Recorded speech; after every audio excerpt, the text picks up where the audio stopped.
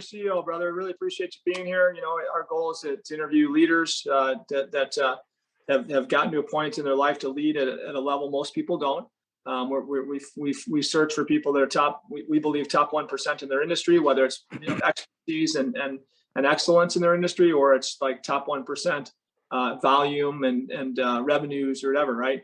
Because to get there, it takes a lot of differentiation. It takes a lot of great vision, a lot of great strategy to get to be best in your class in anything you do. So that's our goal in Ditch Sugar CEO. We know you're one of those people, Phillip, and we're really blessed to have you here today. Appreciate you being here. We like to start from the start, Phillip. Where are you from originally? What did your family look like as a kid? Family members, parents, people in your life that inspired you, that kind of stuff. So, are you ready to go? Can you start from your beginnings as a kid? I can do anything you want. Let me just say this right off the bat, though.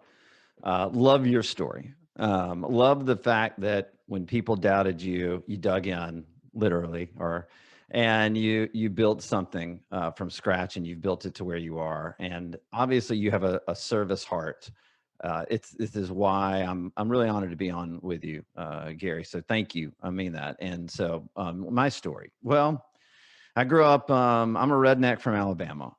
And I, don't have a postgraduate degree, and I didn't go to some Ivy League school. I went to the University of Alabama, and I was really here. It is. I was the first generation of attention deficit disorder kids. There wasn't ADHD. There was just ADD, and it was in the 80s. And I had a psychologist diagnose me and put me on Ritalin. But I was told as a kid that I was not smart. I was told as a kid that I should be in, the special needs classes at school. I was made fun of in that regard. This was a big struggle for me in my life. But what I really ultimately realized was they never told you that having attention deficit disorder, which almost all entrepreneurs do, is a superpower. And it doesn't have to be a negative. It's just how you look at it. But it was all negative back in the day. It was only, you're going to fail. You're going to be hard. You're not really good at class. You're not good at school. You can't pay attention. Everything was associated with negative around it. Ultimately, I knew, Gary, that for my life, I needed to do something I had to be passionate about, or I couldn't even concentrate to do it, right? Mm-hmm. And that's where I found out I wasn't so dumb after all, because if I was really passionate about it, I was probably pretty smart. And I only cared about two things growing up, politics and college football. And I'm 5'10", 155 pounds. College football wasn't going to be really a choice for me. And I wasn't interested. I wasn't in some young Republicans club or anything like that. But I just studied and read, and I really became obsessed with how political campaigns were run and what those were about. I, watched, when I was 18 years old, the Bill Clinton coming out of nowhere on death's doorstep of his primary campaign to win the primary and then beat an incumbent president. And I was fascinated by that. The first election I ever paid attention to really was 1988. With Lee Atwater's guidance, with George H.W. Bush beating Dukakis. And I just became obsessed with that. And so I never wanted to run for office. I don't know how anybody would ever want to do that. But I became obsessed with the fact that how does it work behind the scenes to help people get elected? And I just became fascinated by it. In 1996, that was my first political campaign. And, I got the bug. I got hooked. It didn't matter that I worked 24/7. It didn't matter that I worked on a 3-year period. In the late 90s and early 2000s, there was a 3-year period where I had 21 days off total. You never have a day off when you work in politics. And I just became obsessed with it, in running campaigns and working on presidential campaigns and Senate races, governor's races all over the country. Yeah. And ultimately, I found a pattern. And this is maybe something I'm really good at and something that I have the ability to do. But I notice anomalies. And I noticed that in politics, we have a certain formula that we utilize in marketing to win elections. And the funny thing is that the candidates we work with, they run this formula. Our opponents run this formula. It's a mano-a-mano, very competitive marketplace. By the way, you're wearing a Chicago White Sox jersey on right now as we were doing this interview, and sports teams utilize this exact same formula to win championships. But what I realized was that there was nobody out there in the corporate world that was utilizing this exact formula in their marketing of their business. And I became obsessed with understanding that. And so I spent a decade studying that, applying those principles into businesses, and then having explosive results, which ultimately led to me writing the book. And that's kind of where I am right now. What's the name of your book? Yeah, it's called The Undefeated Marketing System: How to Grow Your Business and Build Your Audience Using the Secret Formula That Elects Presidents. Nice. Okay. And so tell us about that. What type of campaign was that first one? And what was it? A local race, county board member? Bob Dole for president. What? Bob Dole for president. It was, I worked out in San Diego at the Republican convention, and then came back and volunteered on his campaign. I was 22 at the time, and got to meet, the Newt Gingriches. This is back in the day, right? Newt Gingrich of the world, the John Boehners of the world. I had got to meet all of these politicians and just said, man, this is the world I want to be in. And eventually moved to Washington, D.C., was there basically around 17 years, but off and on. I would always go back out in the field and run campaigns. Ran a U.S. Senate race out of South Dakota for John Thune, helped run that. Ran a governor's race for Bobby Jindal's governor's race in Louisiana. And then ended up being the national Get Out the Vote director for the Bush reelect in 2004. And that was where, for the first time ever, we brought in consumer data and real data and analytics into a political campaign. Democrats had never done it. Republicans had never done it. That particular campaign, Karl Rove, Ken Mellman, brought in data and analytics into the campaign. And that helped us win that election.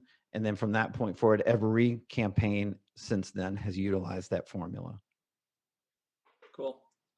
Yeah, I mean, that's awesome. And we use data in our businesses like never before, of course. And our leaders that understand how to use data are extremely strong. So I mean, understanding data is one thing. Understanding how to use it to motivate, to shore up your vision.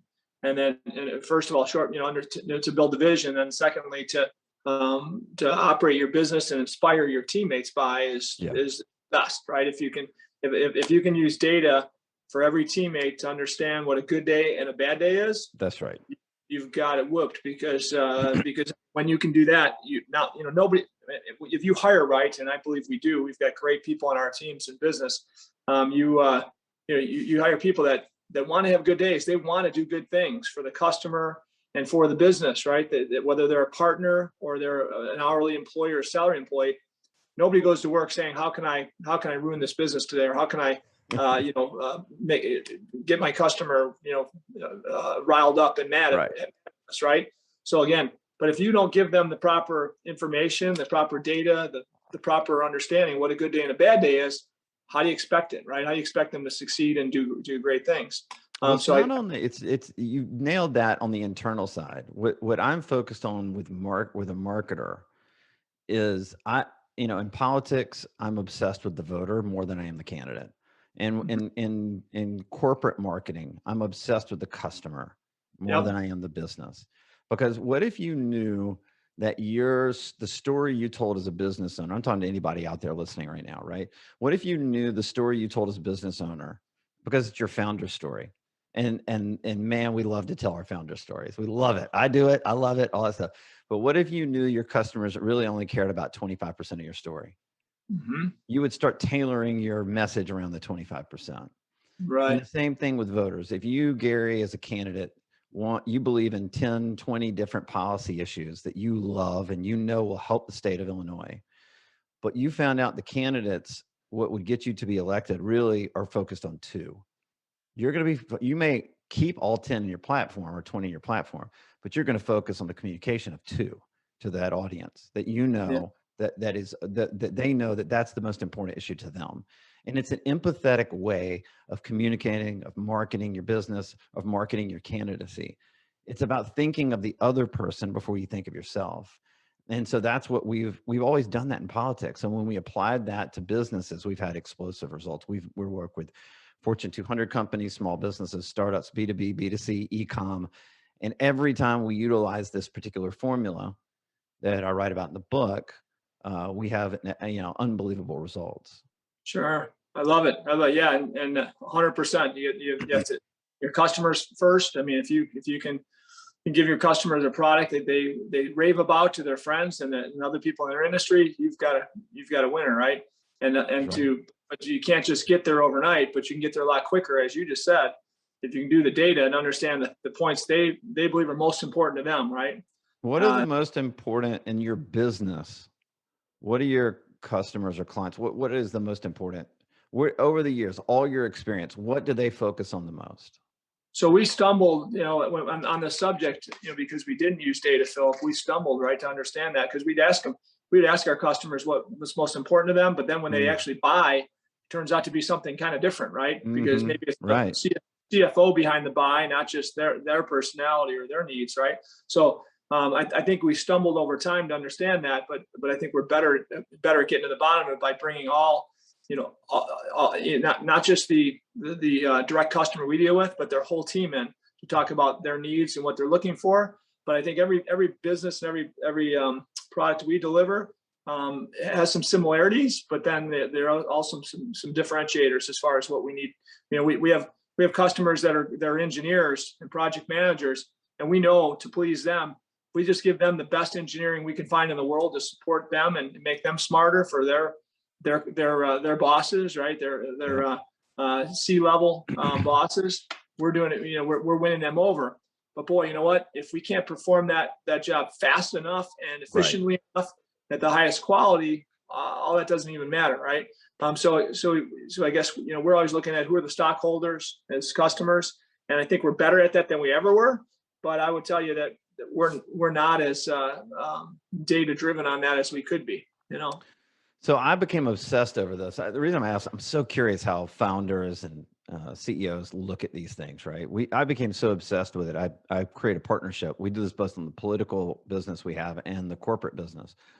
We have a partnership with the largest data collection, analytics, and AI company in America. And in our database, we have 200 million plus American consumers and voters, 550 million connected devices. We track 10 billion online purchasing decisions every day and 1 trillion searches. And we're able to, for the business owner, we're able to identify the top 3 values in the life of the consumer that consumes their product.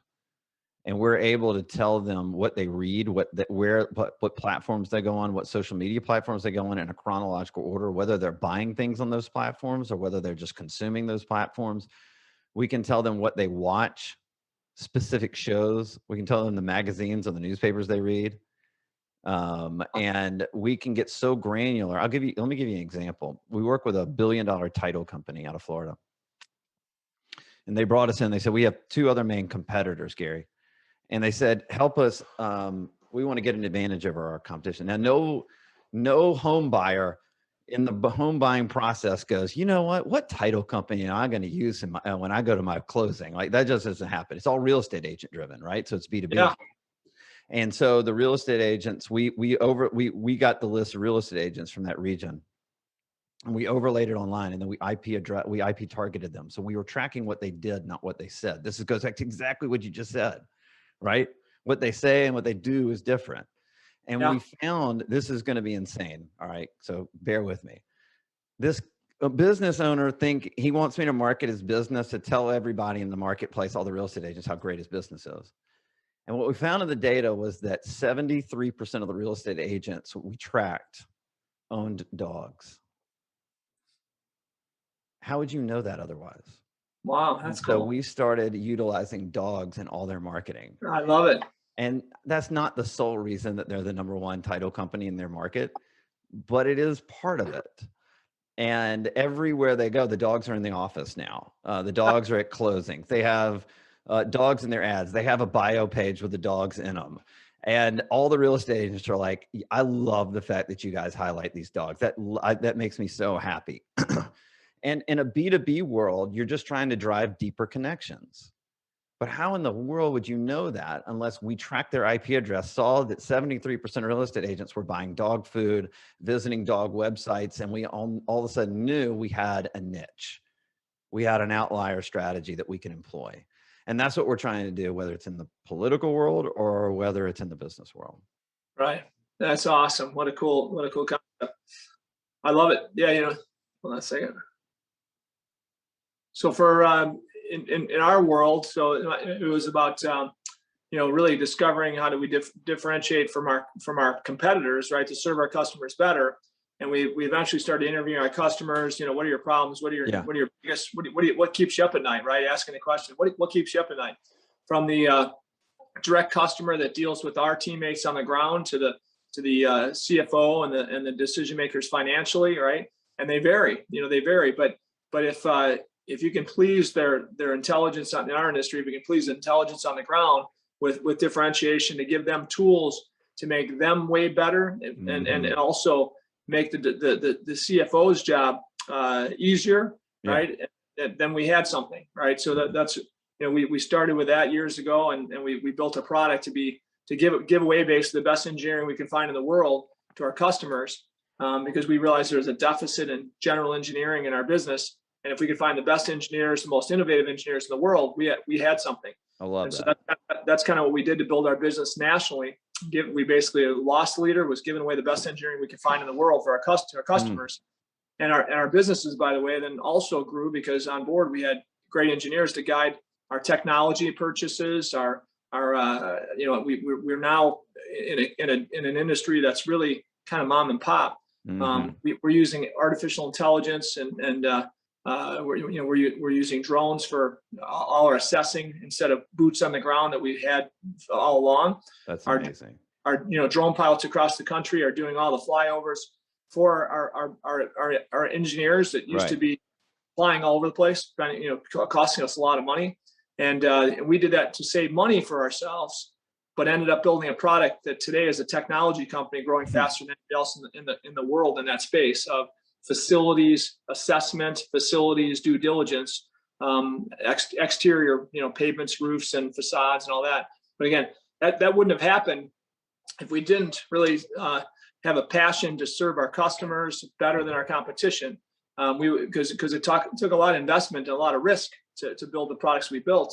But in the long run, boy, what a differentiator and how strong. Now guess what though? If we rest on our laurels and say, hey, we got it, and we serve our customers better than else because we figured this out 10, 15 years ago, boy, watch out, because there'll be people kicking our butts with innovation and customer data today that we're not getting because we just think we're smart, right? So I agree 100%. And on my campaign right now, I got to tell you, I'm probably not doing the best job of this because I translate a lot of things from business to politics, but I'm probably not moving enough of my successes in business or how I built business into politics, right? It's kind of funny. Yeah, you're doing the opposite of what I do, right? I went from politics to business, and you're doing the business to politics. So I have this marketing system in place, but I'd be happy to show you how it worked in politics too. And I tell this story in the book, but I think it would be relevant for your podcast as well if you're open to it. Love it. Yeah, let's go. Shoot, man, I want to hear it. So really, we have this 5-step process, which is I'll walk through it really quickly, but then I'll illustrate it in a story of a campaign from 2020 we worked on. But basically, every political campaign that we work on, we go, first of all, we need to understand the voters, right? We need to know the issues that are driving them to vote for candidates, whether they're crossing party lines or voting for an unknown candidate. And the second is, just like in your business, you put a business plan together. You put a plan together where it's an alignment between the vision of the candidate and the vision of the voters, right? What is the alignment there? You don't want to be out in the stump talking about things the voters don't care about. You want to find it has to be the things you care about, but where you have alignment with the voters. Step 3 is you put together your website, your brand, all those types of things. I never put the website or the brand together first, because your brand should be about 2 or 3 things. That's it. And if you're going to drive and spend money on ads to drive people to your website to learn more, donate, volunteer, support you, it better resonate with them. So why spend $1 on any ads before the brand is on point? Step 4 is we test those messages that within those 2 or 3 messages, we test them in 100 different ways. A great example of this, Gary, is in the Trump campaign in 2016. They would, in this process, in the step 4 of this marketing process for them, they would test one ad 162 different ways. One ad, one message. What? Holy cow. Yep.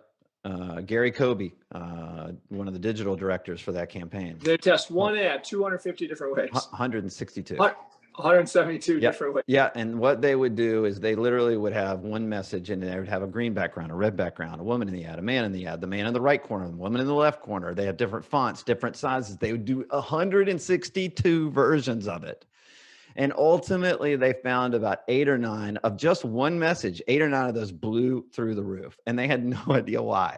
But they knew they had to go do low-cost ad testing on one message, and they needed to do it 162 different ways. Now, they had a lot of money. Most candidates can't. They want it. Maybe they can test it 10 ways, 20 ways, right? But ultimately, before they went out and spent a ton of money on an ad campaign, they had the certainty of knowing what would work. They also had their brand on point. So when they sent that voter back to the website, they knew that would resonate with that voter, right? And the example I would give you is Congressman Roger Williams out of Texas. He last year he was on the Democrat Congressional Campaign Committee's top targeted list. His district is right outside Austin, Texas, if that tells you anything. Yeah. And even touches a part of Austin.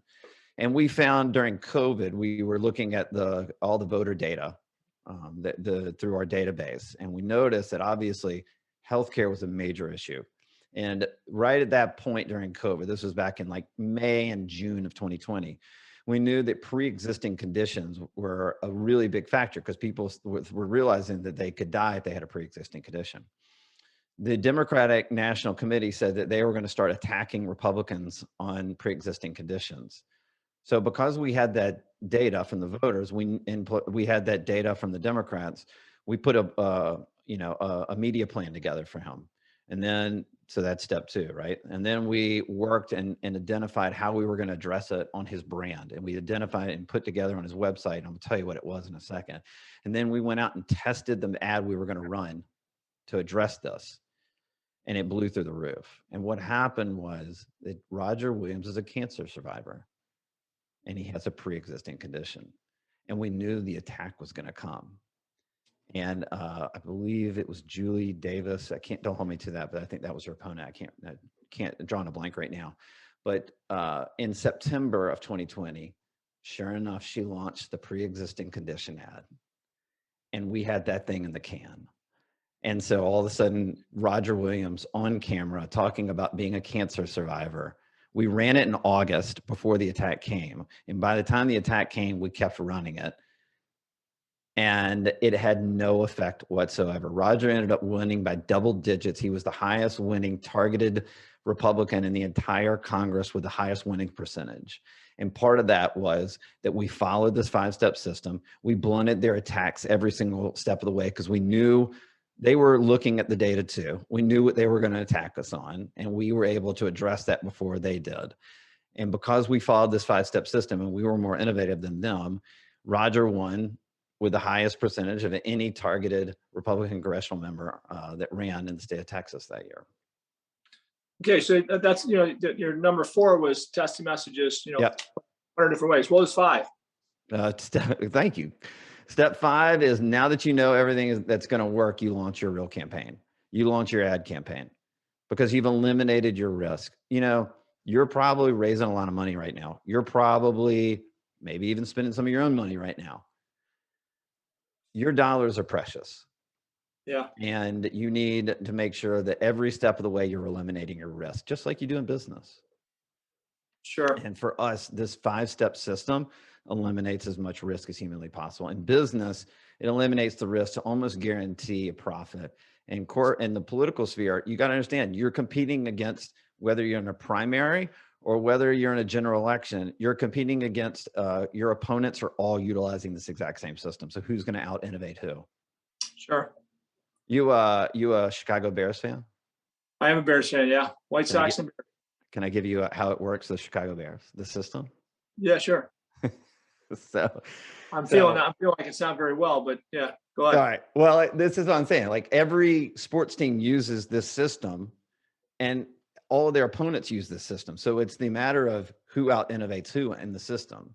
And the way it works is this: the Bears, let's say they play the Packers the week before, and then the next week they're playing the Vikings.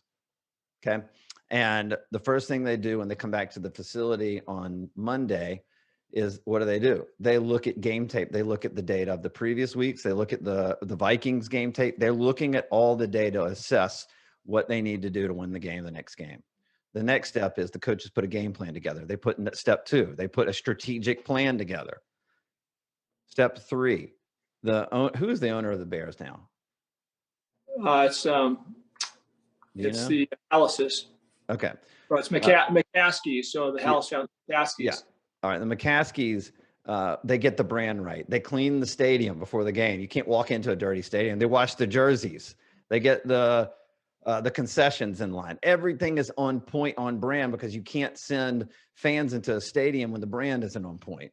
Yep. Step 4, testing. What do the players do all week? They practice the game plan. They practice the plays all week long. They figure out what plays work and what plays don't. They figure out what tendencies they have that they need to work through. They practice, and then they figure out what works. And then what happens Sunday? They go play the game. Same thing. Yep. Do they always win? No, it's the one that out-innovates that wins. And that's the same way it is on a political campaign. The only area that I have seen that does not utilize this system, by the way, lawyers use it to win cases, venture capital companies use it to invest in companies, like it's on and on and on, is business marketers. And so if you utilize this formula in the business marketing sphere, you're the only one utilizing it in your industry. Yeah. Against your competition. Sure. I love it. And tell us the DeSantis race. Did they use this system? And I mean, he barely won his race, right? Yeah. So fascinating.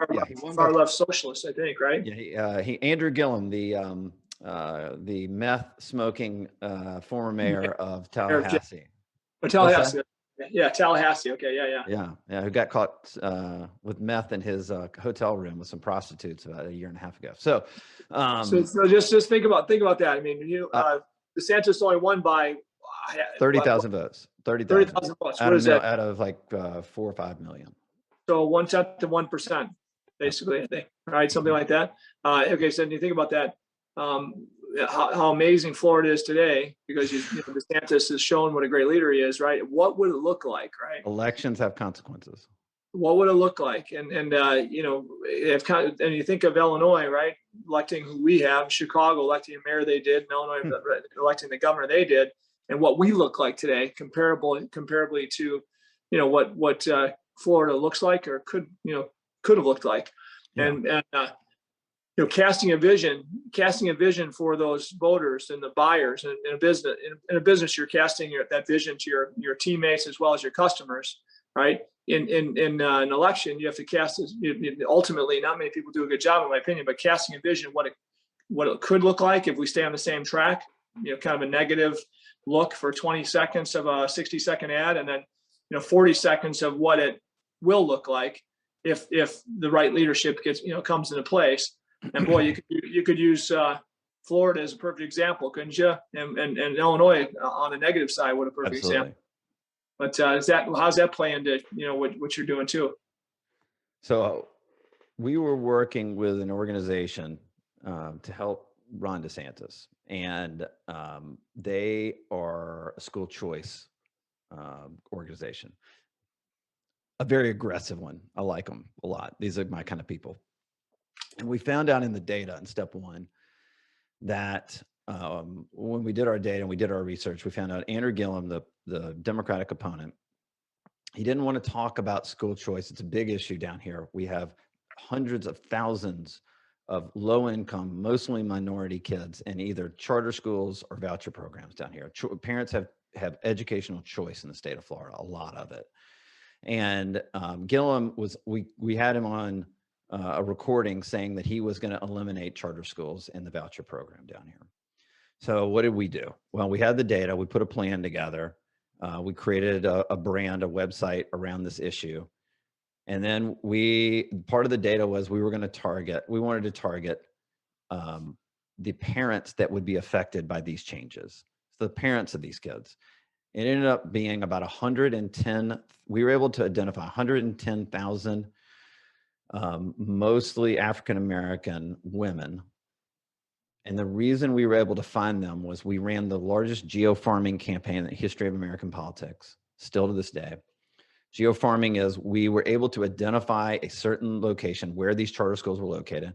We were able to go back in the past, grab the IP addresses of everybody in the school, figure out if it was a FedEx driver because they came in and out, or whether it was a consistent IP address. It was a teacher, it was a principal, or it was a parent. And we were able to identify, again, 110,000 females, mostly parents, mostly minority. And we ended up running an ad to them with Andrew Gillum talking about eliminating their charter schools or their voucher schools. And we ran that ad. On average, the 110,000 targets saw the ad on average 30 times. Whoa. We delivered that mother trucker over and over and over. That's awesome. On election day, Ron DeSantis got, or think around 100 or 90,000 or 100,000 African-American women to vote for him against an African-American candidate. That was 50%. That was 66% more African-American vote than Rick Scott got in the same election that he won the Senate race on. It was 50% more African-American vote than Donald Trump got in 2016, 2 years earlier. And Wall Street Journal, we have a case study at our website at gobigmediainc.com. But the case study is the Wall Street Journal came out and said school choice moms won the election for Ron DeSantis. Yeah, they delivered 200% more than the difference of votes that he won by. That's right. Crazy. All because we followed this. We figured out in the data where we had an opportunity to take advantage. We knew we had to educate these voters on what was going on because they cared about one issue more than anything else: their children's safety and a good education. And we told them one candidate's going to keep your kid in your school and one candidate's going to take them out. Yeah. And they voted on one issue. African-American women voted for a white Republican over a black Democrat. Yeah. Awesome. You know, we have a similar issue in Chicago, except we don't have as many kids in charter schools as Florida does as a percentage, for sure. I mean, not close, but you know, the last governor did some good things to incentivize people to give to that community by creating a 70% tax write-off. Yep. 75% tax write, 75% tax write-off. Yeah, it needs to be 100. Yeah, no, exactly. This governor that we have was trying to take that away. Yeah, okay. I have no doubt. So we've got an opportunity with that subject for sure. And I was with some people that head up the Maine Association for Charter Schools and educating on the importance of charter schools across America. They spoke at the RGA, a couple of days ago, and I sat next to the COO, and she was getting me educated on what they do and why it's so important. And the key is there's a few keys, I think. Well, you have to we have to create the scholarship program. I don't think people understand vouchers as well. And heck, I kind of knew, but I think you just call it a scholarship. People resonate to that more and faster, I think. And that was one message I got of this. They're using scholarship as a terminology now instead of voucher. But here in Illinois, we're spending the most in the country now. $16,000. I think it's like $16,800 per student now. Yeah. All right. And if you could take a percentage of that and let's say half of it and talk about a scholarship program that the government, allows those parents to spend on an alternate school if they want to, right? Where's the downside of that? I mean, it shouldn't be any. The downside the downside is the unions aren't as 100% powerful. Downside of the unions would have to compete, Yeah. This is by the way, this is an issue I've been on the front lines on for 20 years. Helped establish the voucher scholarship program in New Orleans, DC, and about 20 other states. It's a powerful force. Yeah. in Illinois. Holy cow. It is. And thank you for doing what you're doing. And again, if we can win that in Illinois, what a difference that can make in our That's schools right. in For the so future, many kids. right? We're the most expensive K through 12 education in the country, maybe one of the most in the world. And yet the results aren't so good. Yeah. We're in the bottom 5% or whatever that is. I think, I don't know if we're bottom, but I think we're close. From what I saw, I think bottom 3 or 4, which, bottom 2.5, I guess, would be bottom 5% in the country, which is crazy. Paying the most, getting the least, right? It's insane. That where I know Jeb Bush was part of that originally in Florida, bringing that to the table. Right. Did a good job. And I think you think Florida at the time was number 47th or something like that in performance for their schools. And I think now they're maybe 17, or they're way down. They're in the top 20 anyway. And I think those results are consistent in Tennessee and Indiana and other states that have embraced the charter school programs and scholarships, right, through government. Yeah, so I'd love to your ear on that sometime to get your opinion on that, and how we look at that, because I think it's very important. We're losing our education systems in Illinois right now, because the legislators are passing laws on a consistent basis lately that are just undermining the ability for the community to educate their kids. The legislators think that they're the ones that should be educating them, right? It's crazy. Right. And the unions. So it's a powerful force when you try to take somebody's money away and power away. Yeah, 100%. Powerful fight. Yep, and especially when you have politicians that are from it.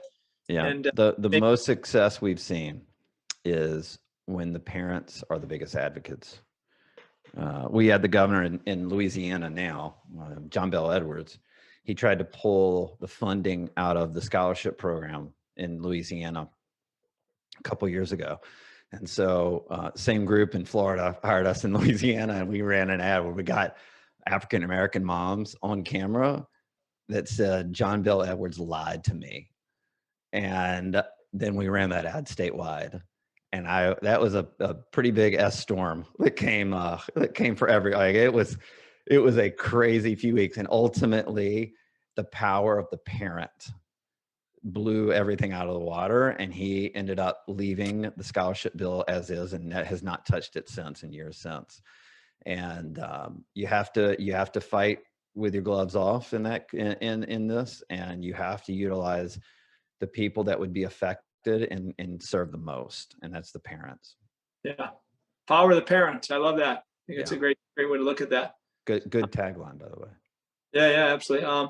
So what are your thoughts on what you're seeing in schools across America, even in states that are, I looked at North Carolina, who I thought was kind of more centered than Illinois and some of these other states who passed a bill recently where 12-year-olds and older can choose if they want the vaccine or not without parental approval, right? Right. That was just passed, and how crazy is that?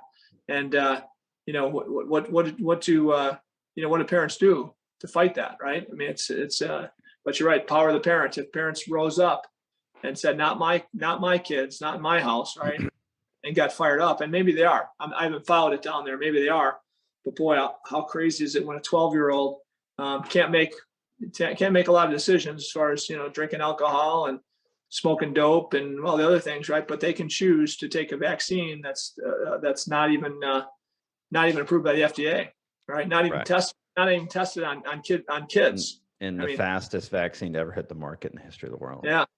Yeah. So I mean, the power of the parents, boy, hopefully they got to rise up there and take that back. That's right. And how have you seen communities like that? Let's say the community of parents in a state, or how have you seen their strength in numbers or their voice rise up to change legislation that's not in their benefit? You kind of have to have an organization that organizes them and puts them all together. And that's where all of a sudden, when they get together, they realize they have a lot more power than they do by sitting in their house saying, I'm frustrated. And so we worked with the group I'm talking about, the American Federation for Children. And they are, in tons of states. They look and go see where they can have opportunities in states, and they fight hard. But they also help get these parents organized. Another organization I used to work for has been a client of mine. It's called BAO, the Black Alliance for Educational Options, and they have really been helpful in organizing a lot of the African American parents. And then when and minority parents, Hispanic parents, and then when you bring those people together, you basically have an opportunity to have a large voice. And then you bring them in front of a elected official, and that elected official doesn't have it. They backed into a pretty big corner, but on their own, they don't really, or, it's just like anybody. It's just hard to organize anybody that's trying to raise their kids. It's really hard when they have they've got jobs, their kids have activities, and they're trying, just to live day to day and be successful in their own life. And so you really have to have a combination of the parent's voice and somebody behind them that can organize them and help them. Yeah, it's funny because I'm looking for the name of the COO because it was the American Federation for Children that was at the event I was telling you about. Oh yeah, they're great, man. They're the best. Yeah, and I have. They've been a client of mine for 16 years continuously, and I love them. Awesome. Hey, so how many clients do you have all together on the corporate side and on the political side? And tell us about that, and then tell us about the biggest races that your team has led to win. So on the corporate side, we typically do around 10 to 12 at a time. We don't want to. We feel like that's our sweet spot. So that's kind of where we land. On the political side, it just depends on the time of year and the time of the election cycle. I mean, right now we're doing statewide races in Arizona, in Alaska, in New York, in Michigan, and in other states as well. But the biggest races we've been a part of, obviously we've done some super PACs for Donald Trump in 2016. We were a part of Joni Ernst win in Iowa last cycle, and Susan Collins in Maine. I'm trying to think. John Sununu in New Hampshire, and I could give you 1,407, but those are some of the more recent ones that we've helped. And where's an underdog that you remember, like the biggest underdog win that you guys had fun? When people say, "Good, right?" I know I hear plenty of people saying, come on, Rabine, there's no way, that you're going to go up against a billion. If you win the primary, and I believe I will, then you got to go up against this billionaire. Yeah. You think you're wasting your time? Really? I mean, look, in Bobby Jindal was a 31-year-old Indian American who ran for governor during the Iraq War in the Deep South. Yeah, I remember. So, and the fact is not only did he won 2 seats to Congress, won 2 terms to governor, and ran for president. Didn't make it very far, but did run for president. Yeah. And my point is that that's pretty big underdog right there. Absolutely. And we ran a primary with 17 candidates. He had no name ID. And for governor. Yep. Wow. And that's in Louisiana. They have the jumbled primary, so it's Republicans and Democrats all running in one, and then the top 2 go into a runoff. Right. I kind of like that actually. Yeah. It gets 2 candidates, one way on the right and one way on the left. If you're in between, you ain't gonna make it. Okay, that's true too. Yeah, that's kind of odd, right? That's the downside to that. That's right. You're not going to get somebody. You're going to get two people probably in the middle that are more centered for the populace. Huh, that's interesting. And then a business story. What's your best business story of helping a company go from maybe not so well known to well known? And we work with a national pest control company, and they came to us. They're a 36-year-old company. They came to us and said, on the backs of the Great Recession, they decided to market their entire business on discounts back in 2000, from about 2009 to about 2016. And from 2016, and they built their business, and I think they 4X their business just on this one guess of a marketing strategy, discounts on everything, because people, right, were trying to save money, so it worked until it didn't work. The economy had gotten so well by 2016 that people saw discounts, and they weren't they weren't hiring this company anymore. They had spent $2 million in marketing and lost, I think, $1.8 million spending in marketing and lost $2 million market share after spending a $1.8 million. And they couldn't figure out why. And they were like, but discounts have always worked. We can't figure out why. And so we went in and overlaid their entire customer list to figure out what was going on. Their customers were over 55. Kids were mostly out of the household. They weren't spending money on their kids. They were spending it in the community. They had discretionary income. They saw discounts as cheap and unsafe, but they bundled all of their services we found in the data, like cable and phone and all those things. And so we said, instead of offering discounts, why don't you bundle termite, pest, bundle all these services? That way they feel like they're saving money and they feel smart. And I said, do you guys contribute to charities? They said, absolutely. I said, well, this older generation of customer doesn't have kids, so they're volunteering in their communities. They're giving money to charities. They need to know your story. And then lastly, we found out that their customers, because they had money, they cared about quality more, and they wanted a green product that when they sprayed all over their house, kept their animals safe. And they had a green product, this company, and they'd never marketed before. So we rearranged, we went through the steps, wrote the plan. We literally tore down their whole website and rebuilt the whole thing, shot ads with a lot of humor in them, but including all of these messages. And on month 5 of working with us through our system, they had the greatest month in the history of their company. Wow. 36-year-old national pest control company. And I can tell you, we work with a 107-year-old furniture store chain right now, national furniture store chain. And they just had the greatest month in the history of their company. And we work with a law firm out of New York right now.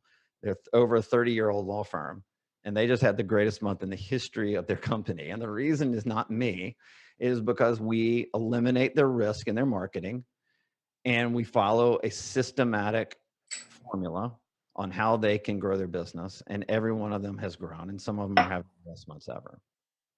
Cool. That's gonna be a lot of fun.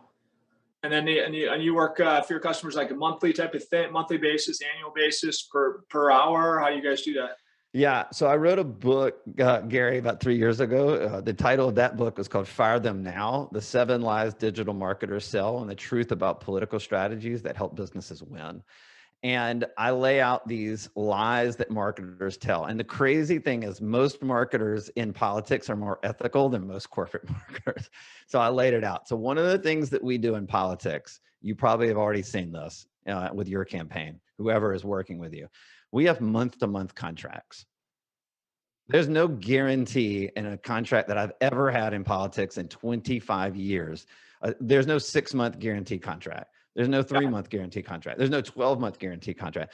By the way, the private equity firms hate this model. I get it. But the fact is that I've never not been on the clock every single month. My ass is on the line every single month, or I'm out of business. And that's how it works in politics. So I just decided to take that to the corporate world. So every business that works with us has a month-to-month contract with us. They can fire us at any time. Do you know what that does to my employees? Sure. Do you know where their focus goes? The focus goes on the business, not on us trying to get a cheap sell and trying to get money in the bank. Because if we do something that doesn't put the business owner first, we're out of business. It's the same thing in politics. The month-to-month contract ensures that you as a candidate are served first. If we win, then we can tout the win and market the win, and we get more business.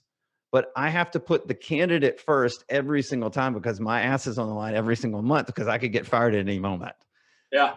So, yeah, I like it in the same respect in business. I mean, that's right. You're going to go to work for somebody. You're going to prove yourself, or it's easy to get out of it. And not, I've always valued that type of contract. We're kind of same with our customers. If you don't like us, let us know. Give us a chance if you can, but if not, our goal is to be the best partner we can be. And if we're not that, tell us why. And if we don't want you to hire us if we're not the best value. And if you can continue to tell your customer that, they're going to be honest with you and tell you where they're not feeling the value, hopefully, right? Totally. Make you Yeah, better. where focus goes, energy flows. So with our team, they know we have to serve our clients first, or we're out of business, and that's where their energy goes. So everybody is totally obsessed with our clients, everybody in our company, and that's because there's no guarantee for us next month. Right. And that serves the business owner or the candidate first. And then here's the thing in the business world. Let me just say this. There are so many marketing agencies that make you sign 12-month contracts or 6-month contracts, right? And if you have a bad month or they screw you over, you can't do anything about it. Yep. My thing is, why would I go after short money? Why would I go after a short payday? If I can grow that business, right? They're going to be a client for the next 20 years. Absolutely. And that's going to make me a lot of money. So why wouldn't I put their needs first? And I learned that through politics, because we always put the politician first before we put our company's bottom line. Wouldn't it be nice if the political leaders had there's a way to fire them fast, like we do, like you'd like to do any good business, right? I mean, the idea is, as you're building a team, fire fast, right? And don't totally. Hire slow, fire fast, right? Slow, fire fast, right? You're going to hire somebody slow. You're going to make sure the culture is right, because you don't want to fire anybody, and that's right. Are. But when they're not passionate, when they're not honest, or they're not living your core values, or can't live your core values, right? The idea is to fire fast, right? How beautiful would that be if you get somebody in office that promises tax cuts and safety, and they get in office and taxes go up by 20%, and the public safety is at an all-time low. Hey, dude, you know what? Your 30 days is up here, coming up, and we had another 100 people got shot last weekend. You're not getting it. You're out, right? How beautiful would that be? I know it's month-to-month term limits. I like this. Term limits are definitely 1 month term limits, right? You have to, and it's only executed on drastic issues when you really pissed off the customer, or which is the voter, right? But it'd be a beautiful thing if that could be the case. I'm sure it's like pie in the, it's pie in the sky, but if you can envision it, we could probably do it. So we got to think about that. Well, I think, but the frustration we have with government is in business, right? We try things all the time, and sometimes they don't work, and we recalibrate and we refocus, and then we figure out, what did I learn from that mistake and how can I get better? The way the media complex is set up today, if any politician does what they say they're going to do and tries something and it doesn't work, it is a catastrophe. It is the end of the world. How could he be so stupid and fail? It's like, are you crazy? I fail every day. Like, that's part of my superpower, is that I can deal with failure and learn from it. It's just feedback. Failure is only feedback. But what we have is a bunch of politicians that do a lot of talk, and then they don't take any action. Yes, exactly. And that's why too many consultants, I think, I've had this on my side, right? Where the consultants would tell me, Gary, you can't say that. I mean, I made a mistake in an interview saying that, I'm not that intelligent what I say. I'm not. Okay. So they asked me, was Trump's election, was the election stolen from Trump? Yeah. And I said, honestly, I can't say I'm smart enough to understand that. I'm not a data scientist. I'm not a voter expert. I said, whether it's 10,000 votes that are stolen or 10 million, people need to go to jail, and we need to make it easy to vote and impossible to cheat. I said, that would be a goal. Okay. Well, the last 90% of what I just said was not repeated. It was, of course, we had to hear about voter fraud, and all he said was he's not smart enough to really address that. And so again, you have to be careful. And consultants often will tell you, you can't be, you've got to be more infallible. You can't admit you're not smart. You can't admit that. I say, well, bullshit. That's not me. I guess I got to understand how I message things. But the reason you shouldn't. Maybe that's who you are. Maybe that's authentic. Yeah, I mean, I think voters value authenticity more than they do staged answers. They do, but you just have to be careful how the media will twist what you say by being authentic. Yeah, of course. And for me, I'm not going to be who I'm not. I'm not going to be anybody I'm not. And my success in my life has been, because I have a high school education. At the beginning of my career, I was all ears, man, learning from the best people I can find, and knocking on doors for people that had been there and done it before me. Basically building a network of friends and confidants that I could rely on. And that went from being the local driveway guy, steel coating and paving driveways, to the national person, paving more parking lots than anybody in the basically in the country or the world. And it became that because I'm still knocking on doors today, trying to find the minds that will help me understand the things that they're experts at that I'm not.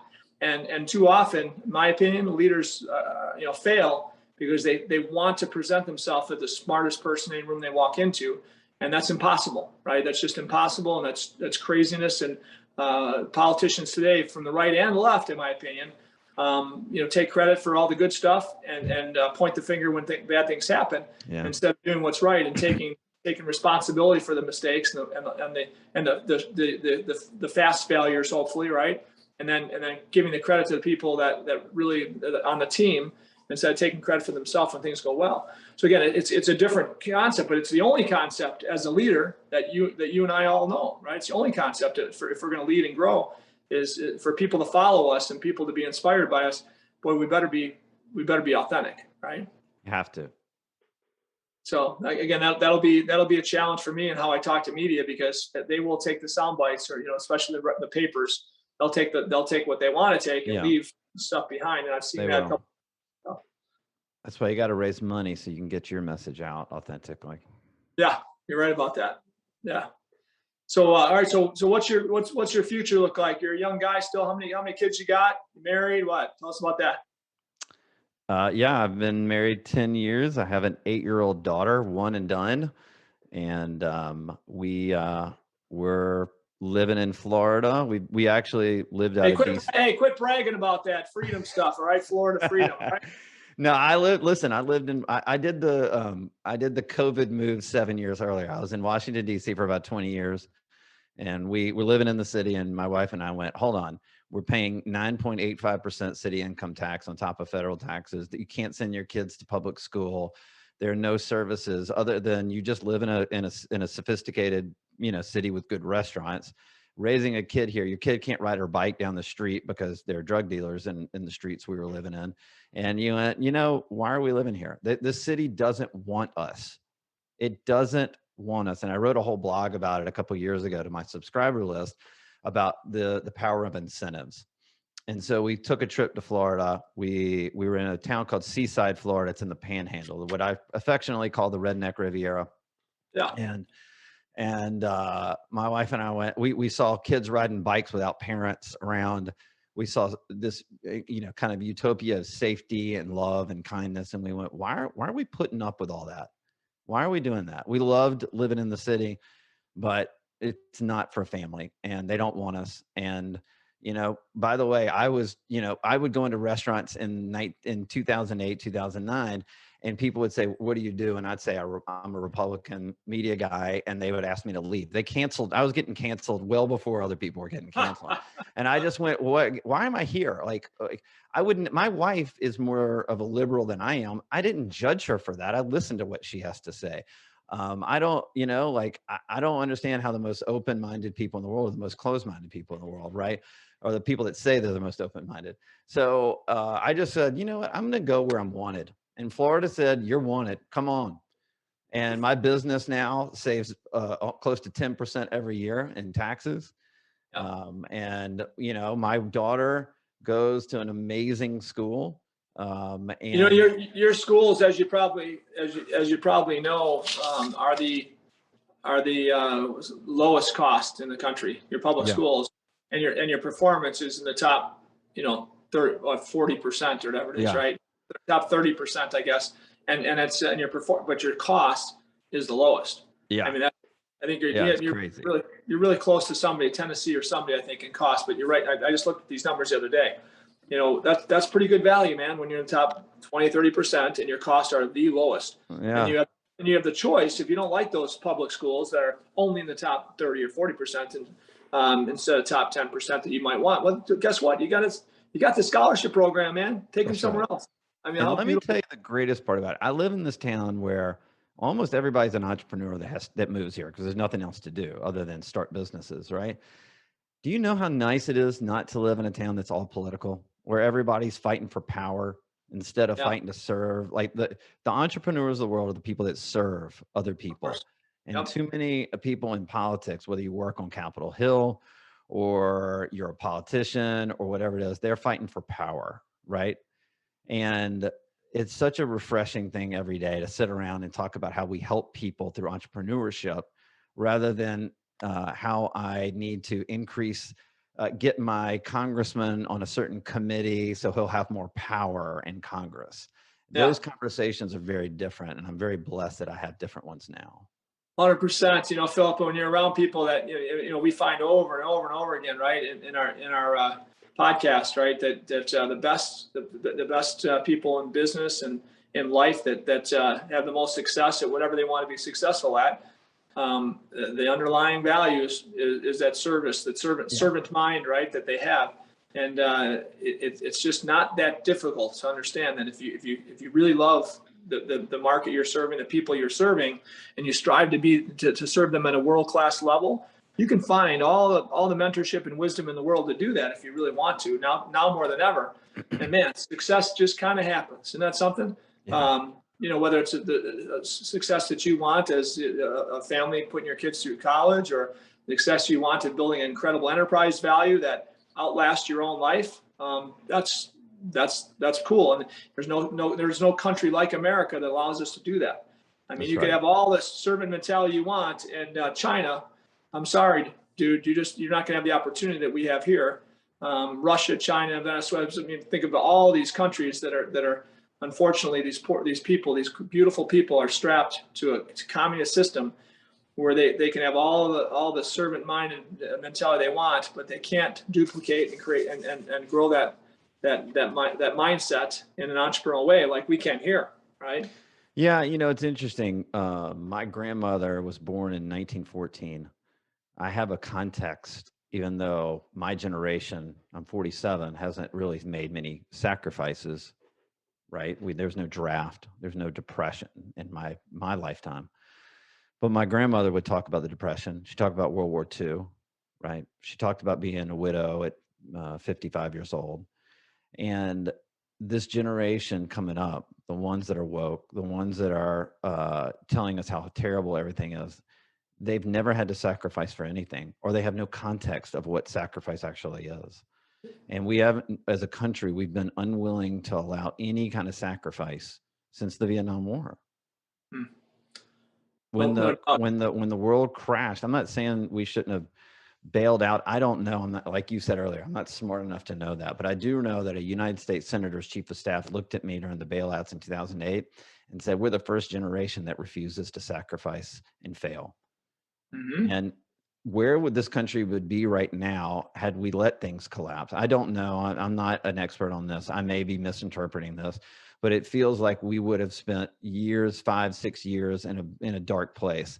But out of that dark place could have been reborn in an incredible country if we were allowed to sacrifice. But nobody is allowed to sacrifice. Even during COVID, no one's allowed to have their own freedoms and choices. And if we decide that I don't want to wear a mask and I get sick and I have to sacrifice, that's my choice. Yeah. Well, Phillip, as you just mentioned, I mean, my thing, I said this in the first month of when they identified COVID, and we're looking, they're looking at what they're going to do are they going to bail out businesses in the future? And only a month in, they were talking about bailouts already, right? Yeah. I'm sickened by that, right? Because if we're not planning to bail out businesses, we're not planning on businesses to fail. We're not planning to shut down and choose winners and losers in business and jobs, right? And so for me, I was so bothered by the fact that our conservative, president, our Republican president, started talking about that stuff early on, because I think that gave the opportunity for people to become victims, not just people, but businesses, small businesses and huge businesses to become victims. Boom, like that. Okay, we're going to be victims. We're going to get bailed out. Let's embrace the victimhood, right? Let's all embrace the victimhood, not just individuals, but businesses, small and large. And unfortunately, during that time where we're picking winners and losers, many businesses went out of business. Many small businesses couldn't get through it. And the big businesses, somehow they're picked as winners. They stay open. The bigger businesses, bigger corporations with lobbyists, somehow they were able to stay open when the small guys, small girls, right, and mom and pops weren't. And so I saw this craziness where we everybody planned on the bailouts, and it, like you said, what did it do? It made us much weaker. It grew government. Big government sucks. Big government is not good. Big government becomes socialist and communist look, right, profile. And unfortunately, that's what we're seeing. We have to fight it, and we have to understand that we're all victors, not victims. And if we can embrace our challenges to get stronger, we're all going to be better off, including small business, big business, individuals, and our families. But you're right about that. I mean, we don't want anybody to fail. We don't want anybody to be hurt. And I think that's a plan of big government, and more than anything else, to grow bigger. So. I want to, something we're seeing in our data right now, I want to tell you about, and then I'd love to get your take on it. So, we hear about the labor shortage in the marketplace right now.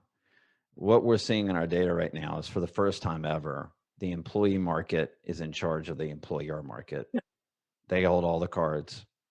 When I was out in Wyoming with my family on a trip this summer, the Starbucks was offering free college scholarships for people to work for them. The gas station, to work behind the counter at the gas station, and when we were filling up our car one day, $21 an hour. They can't get anybody to work. Last night, Emeril Lagasse, the famous chef, he lives where I live, and he's got a restaurant down here. It's a fantastic seafood restaurant. I was going to take a friend there. They called me and said, we can't get enough people to work. We're closed tonight on a Tuesday, in the middle of the summer, when all the tourists are here. The employee market is in charge right now. And I have people that work for me that are literally getting hit up every day on LinkedIn by headhunters saying, I can get you more money, I can get you a bigger title, leave that company. Yeah. It is insane. I've never seen anything like this. It is. And so I was with a friend of mine downtown Chicago who bootstrapped the growth of 9 great bars and bar restaurants, great ones. And he's a great entrepreneur. So he figured out all different ways to figure out how to make money outside the businesses that were shut down all year last year. And finally able to open up here, a couple months ago, basically started opening up in a real way. And I started his first one back, the next one back. Now he's back to all 9. Problem is exactly what you said. Here in Illinois, we haven't cut off the bonuses to unemployment. I think you guys have now, right, Florida? Yeah, but the problem is that in the restaurant industry, they've moved on from those jobs. I don't want to work in this industry. They went out and got educated or took certificates and did something else and went into other fields. They can't get people to come back into the industry. So think what it looks like up here, Phillip. When we got both the checks and we got both. So this friend of mine, I'm in his restaurant for lunch. He's only partially open because he can't find the people. He's got this amazing place he's paying huge taxes on. I mean, crazy, $150,000 tax on in the middle of Chicago on a building that's maybe it's worth $1.5 million or $2 million bucks, right? So somewhere in the neighborhood of 6 to 10% property tax, and he can only work this thing. He's only got 4 people where he usually has 20 people working. You can only find 4, himself and 3 other people working in that bar. Okay. So he's got to close early. He's also got to close early because of violence in the city, but he can't get enough people to stay open late anyway. So again, think about the difference that makes in revenues to the state, right? Yes, of course. Right. Not individually for him. If he's not making money, he's not paying taxes. Right. If he's not paying taxes, the state has less revenues too. So we're really chopping off how do you say it? We're really hurting ourselves by doing these stupid things. And I think I also often think it feels like it's purposeful, because as we continue to create dependency and people staying home and getting unemployment, you're also probably creating more votes for the party that's feeding, right? That's feeding them, right? Not teaching them how to fish, but just feeding them. So. Right. Great analogy. Yeah. Listen, that same story I was telling you, Emeril Lagasse, he's 62, 63 years old. If you walk into his restaurant in Florida, he's back there cooking because they can't get enough people. He's got 20 restaurants around the world. He's in this redneck Riviera town cooking every night. Now it's pretty cool for us because we go by and Emerald's cooking your meal, but it's crazy. He can't get enough people to work there. Yeah, it's not good for his future, and it's not good for, you know, the future of small businesses, because That's right. large businesses can scale and afford a lot of things small business can't. But you as you know, innovation comes from small business. I mean, large businesses, they get to be political. They grow by absorbing and buying other companies here. That's all great. But the innovation that big businesses get is often by acquiring small businesses that have the innovators. That's right. And we can't ruin small business and entrepreneurship, and that's what I'm worried about, right? Yeah. Well, you're fighting the good fight, and I'm impressed with everything you're doing too, man. Well, you're awesome. I love the fact that you're on both sides of the fence, business and politics, because I am too. I'm focused on politics nowadays, and 100% of my time, and I'm learning a lot about it every day. And some things do correlate, and some things don't. Go pick up my book, because it's really gonna help you. I'm not just on the business side. I'm telling you, as a candidate, you will go, I get it now. I know exactly what it's gonna. I mean, it's a history book and it's a marketing book.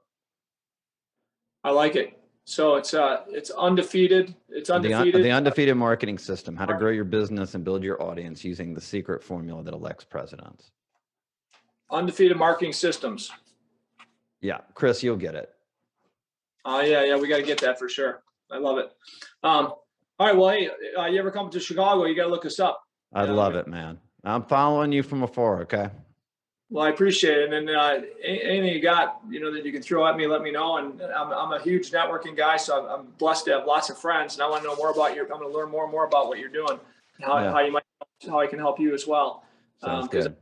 I love passionate people. I love people that strive to be great at what they do, like you do. Thank you. And anytime I can feed you relationships, I want to do that. So, well, I mean, if anything, I'd love to just pick your brain on business every once in a while. You've built something that I just totally admire.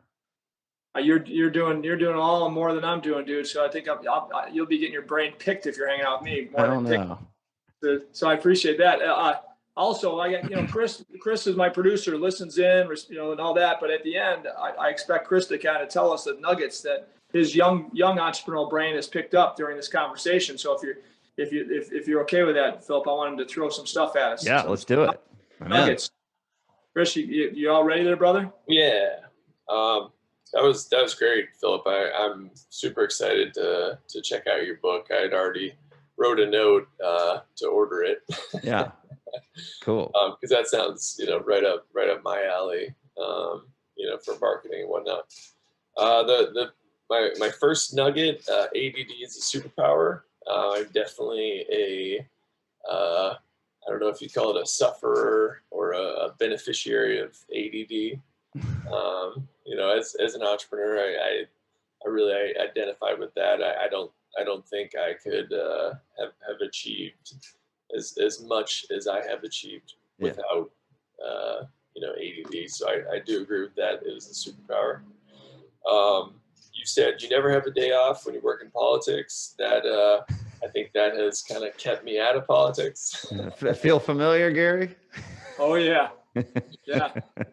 Actually, we're only picking the best of the best to do, because Chris is on my butt to try and get one of these a month right now. Yeah. And we were doing one a week before, and now one a month is really tough. And that is one of my favorite things to do, because I want to inspire people to be entrepreneurs. But again, it's like crazy. I mean, I've spent this type of time, Phil, in my businesses when things are going bad, and I've got to rebuild or adjust the direction we're going in.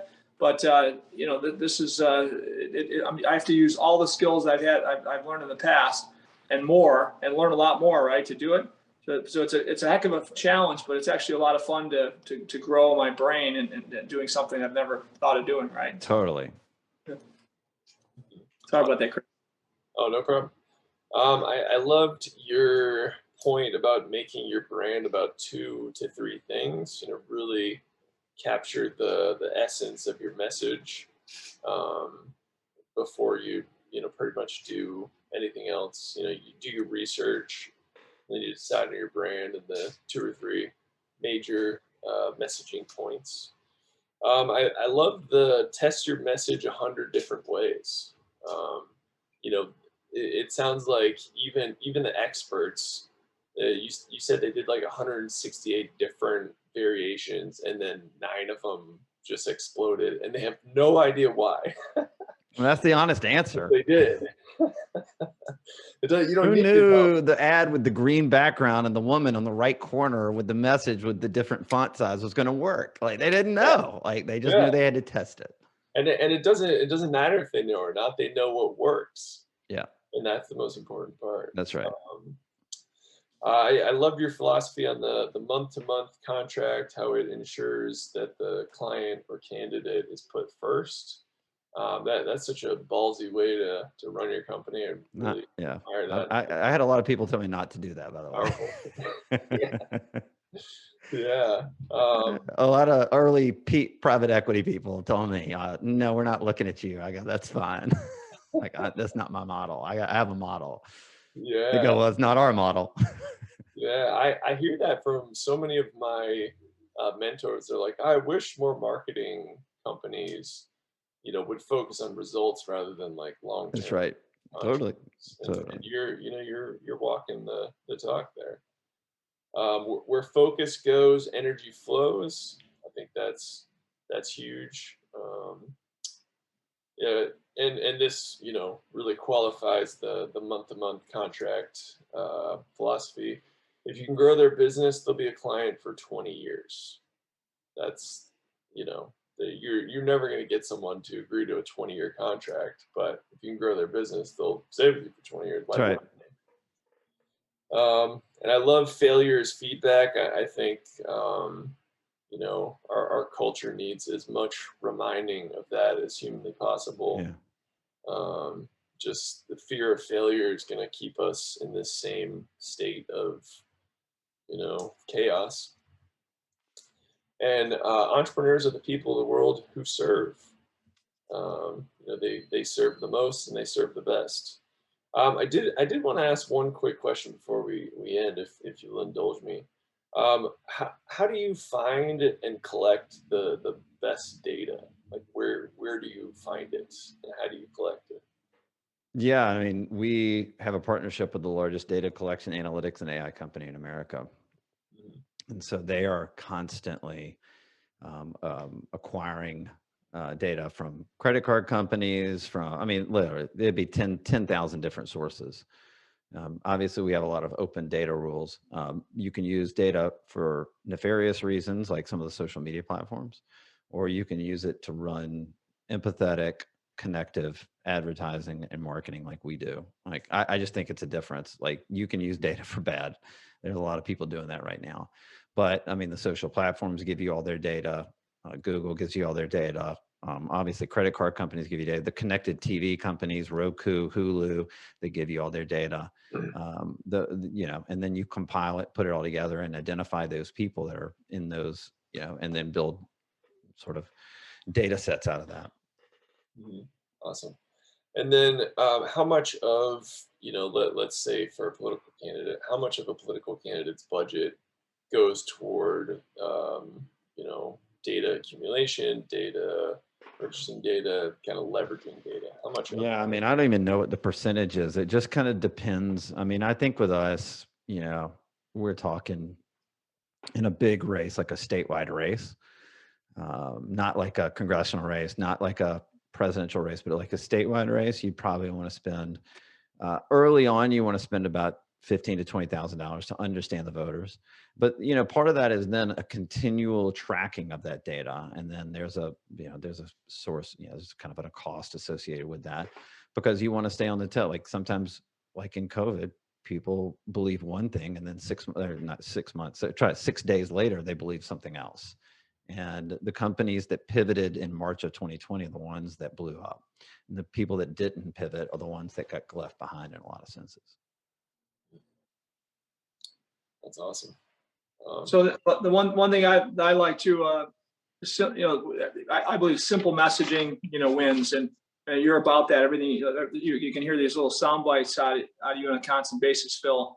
And I believe it. Simple messaging wins. But you talk about the city doesn't want us. You said this a couple of times, right? When you guys moved out of DC, it was like, hey, you and your wife looked at you and said, this city just doesn't want us. Yeah. You went to Florida and golly, you know what? This place seems like they want us. They didn't. It wasn't seeming. They did want us. It's kind of free down here, right? Even all the way up to the governor's office with Rick Scott, maybe back then, whoever was your governor back then, right? Yeah, it was.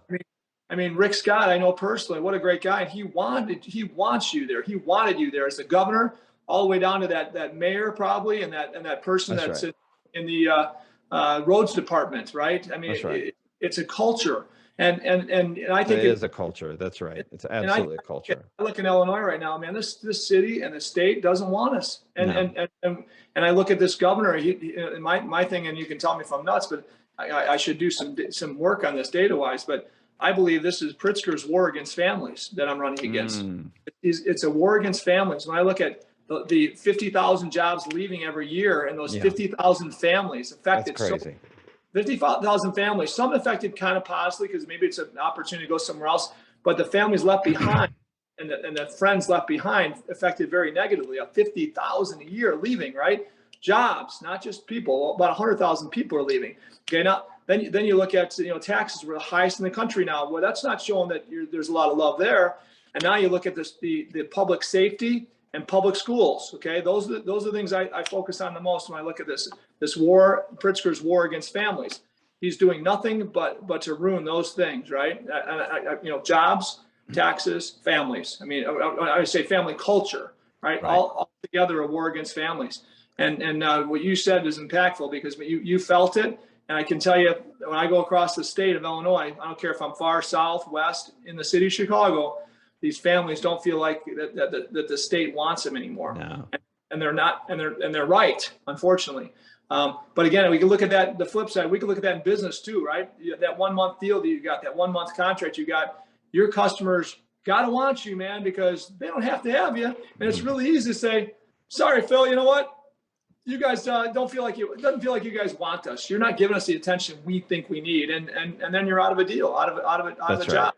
And so again, I think in business or politics, unfortunately in politics, with big money invested in false advertisement and false expectations, too often, they get away with winning. In business, you don't win very long if you can't deliver that warm, fuzzy feeling and those raving customers, especially if you work on a platform like you do, where it's 30 days, man. And boy, like I said, I wish there was a way that in 30 days we could fire any politician if the public. I know it's not possible, right? But if they really shit the bed, you can fire them, right? Why are the biggest states getting citizens moving into them are Florida, Tennessee, Nevada, and what was the other? Oh, Texas, right? Those are the top, and the top five. They're all in the top five, right? I think there's one other one that's not they're all no tax states. Yeah. How do people not look at this data in Illinois and California and New York and not see that this is the problem? No income tax and usually competitive property tax. Correct. I mean, for Florida, we have a higher property tax, but it's just as high as it was in Washington, D.C. It's no different, Dude, you want to tell that high property tax down there? Multiply that times 3. That's our average. 3 or 4. That's the average. It sounds like New Jersey. New Jersey has that too. New Jersey's property taxes are insane. New Jersey's were the highest. I'm telling you right now, we passed them now. Did you? That's how sick Illinois is, right? Yeah. So either way, right, we got a lot of challenges, but the bottom line, the underlying thing, and the thing that's just the way to say it simply is the state just doesn't want us, right? Yeah. And that's got to change. That's my goal, to change it to be a state where we show we want them as customers, we want them as families, and we want to show them love, right? And that's my goal, and it's not going to be an easy one to achieve, but we're going to do it. Imagine a business where has an idea and a philosophy, and all of a sudden they start losing hundreds of thousands of clients, customers. And then the owner of that business says, you know what, let's double down on that. Like literally, it's insane. That's exactly what's happening in Illinois right now. It's exactly what's happening. I mean, I can tell you that last week and a half ago, this governor signed about 50 new bills, 50 new laws into place. And of those laws, a bunch of those were totally against business, saying, we really don't want you here. Raising the cost of the regulatory environment in business. I won't go into it, but a few of these things were crazy things that would tell if businesses are paying attention, they're saying, wait, why would I stay here? This government just signed more bills to say they don't want me here, that they don't want me taking risk and hiring people because they just put more liability on my back. When Indiana, Iowa, at least Wisconsin, these states right around our borders are doing things to help us as businesses, help us create jobs so that their economy can flourish. Illinois continues to do things to push people out. It's like, again, it's either really, really stupid or it's very purposeful. And either way is really bad. Yeah, I know. So, dude, you're awesome, Phil. It really is a blessing to have you on today. I really appreciate your time. I'm really honored. Thank you. Thank you so much. And then let's get together personally sometime. I'd love to get to know you better. And when you're coming to Chicago, you got to give me a call when I'm going down south to what'd you call that? The hillbilly what? The Redneck Riviera. Redneck Riviera. I've only been through there one time. I liked it. I kind of felt pretty comfortable. I know, but I felt pretty comfortable because of who I am, right? Yeah, you're a paver.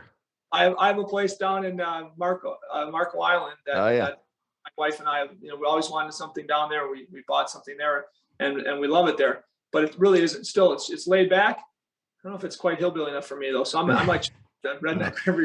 You'll feel right at home down here. Trust me. So I can wear my cutoff shorts, the jeans, the fringes. They're kind of high. I mean, I like to show off my legs. That's okay. You're not gonna have a problem. We're in Jort country down here. All right, I'm there, brother. All right, my man. Good seeing you. I could grow my mullet back too, then, right? We got lots of them. And it's not the hat mullets; it's the real ones. So. Oh, no, mine would be real. I had a real one for a long time. I had a heck of a time cutting that off in 2015 when I did. Somebody told me it was out of style then, and actually it was probably like 1990 that I finally got rid of it. I got it. But hey, all right, brother. Hey, great talking to you. Thanks for everything. And what a great episode of Ditch Digger CEO. Until next time, see ya. Thanks, buddy. All right, great seeing you, man. Good luck with everything. Thank you very much. Appreciate your time.